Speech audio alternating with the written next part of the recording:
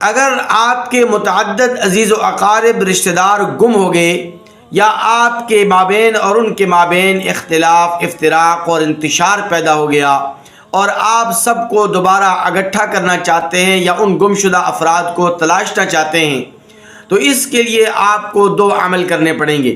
پہلا عمل یہ کہ چاشت کے وقت آپ غسل کریں۔ چاشت کے وقت غسل کرنے کے بعد آسمان دنیا کی طرف منہ اٹھا کر 10 مرتبہ پڑھیں یا جامعو یا جامعو یا جامعو، لیکن ہر 10 مرتبہ یا جامعو پڑھنے کے بعد ایک انگلی کو بند کر دیں،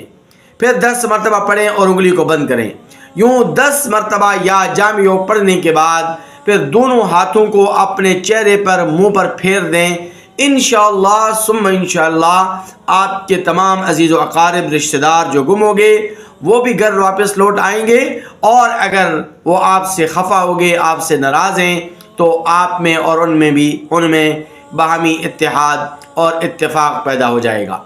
اسی طرح اگر آپ کسی گمشدہ چیز کو تلاشنا چاہتے ہیں اور آپ اس گمشدہ چیز کے متلاشی ہیں، تو پھر آپ